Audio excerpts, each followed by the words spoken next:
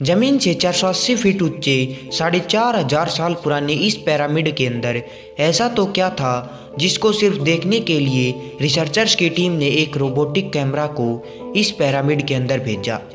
एक जगह पर आकर रोबोटिक कैमरा भी रुक गया क्योंकि अब उसके सामने एक पत्थर की स्लैब थी।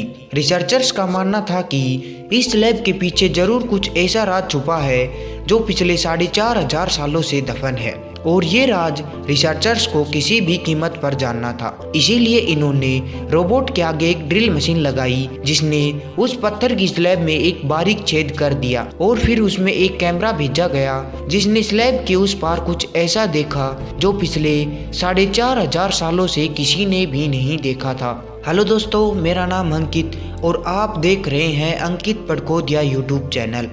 दोस्तों, इजिप्ट में टोटल 138 पिरामिड्स हैं जिन्होंने पिछले हजारों सालों से दर्जनों भूकंप और कई खतरनाक तूफानों का सामना किया है, लेकिन मजाल है कि उनमें से एक भी पिरामिड इधर से उधर हुआ हो। इनमें से सबसे ऊंचे और बड़े पिरामिड को the great pyramid of Giza कहते हैं और इस पिरामिड का बेस करीब 13 एकड़ में फैला हुआ है। एक अनुमान से इसमें करीब 23 लाख बड़े बड़े पत्थरों का इस्तेमाल हुआ है, जिनमें से कई पत्थरों का वजन तो करीब 50 टन से भी ज़्यादा था। अगर इसके टोटल वजन की बात की जाए तो इस पिरामिड का वजन करीब 60 लाख टन वजन है, जो 12 बुर्ज खलीफा के वजन के बराबर है।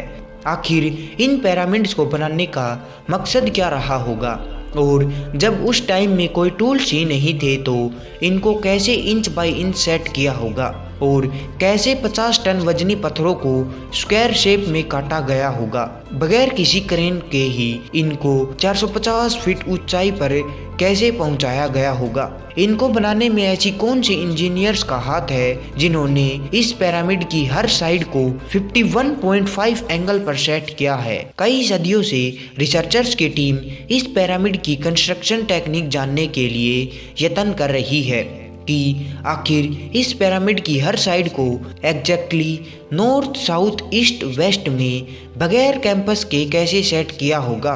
कई एक्सपर्ट्स का मानना है कि उस टाइम के आर्किटेक्ट्स ने सबसे पहले ऐसी जमीन तलाशी होगी जो लाखों टन वजनी पत्थरों का वजन झेल सके।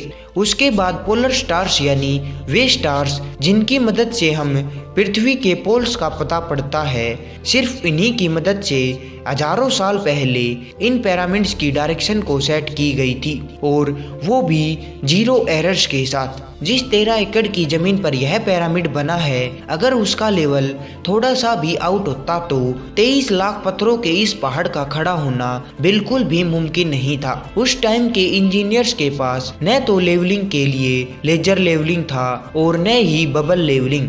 एक्सपर्ट्स का मानना है कि कंस्ट्रक्शन के चारों ओर खड्डा करके उसमें पानी डाल दिया गया होगा और फिर एक साइड के पानी का लेवल दूसरे साइड के पानी के लेवल से मैच किया होगा। मान लेते हैं कि यह काम भी उन्होंने कर लिया होगा, लेकिन लाखों टन वजनी पत्थरों को आखिरकार कैसे एक के ऊपर एक रखा होगा। पिरामिड में लगे लाइमस्टोन के पत्थरों की कटाई गीजा से 250 किलोमीटर दूर टोरा में हो रही थी और आखिर इनको कंस्ट्रक्शन साइट पर कैसे लाया गया होगा। हर पत्थर करीब 50 टन यानी 50,000 किलो वजनी था, जो तकरीबन 3 पैसेंजर ट्रेन के बराबर है और ऐसे 23 लाख पत्थर तो केवल एक पिरामिड बनाने में यूज हुए हैं। आखिरकार इस पिरामिड को क्यों बनाया गया होगा और इनको बनाने में एक साथ कितने मजदूर काम करते थे और आखिर रोबोटिक कैमरा ने जब पत्थर के स्लैब में सुराख करने के बाद ऐसा तो क्या देखा जो पिछले 4,500 सालों से किसी ने भी नहीं देखा था। और ये सब और इससे भी ज़्यादा आप जान सकेंगे इस वीडियो के पार्ट 2 में। उम्मीद है कि हमारी यह पेशकश आपको पसंद आई होगी और आप इसे भी भरपूर लाइक्स और कमेंट्स करेंगे। मिलते हैं किसी नेक्स्ट वीडियो में किसी नेक्स्ट टॉपिक के साथ। जब तक जय हिंद।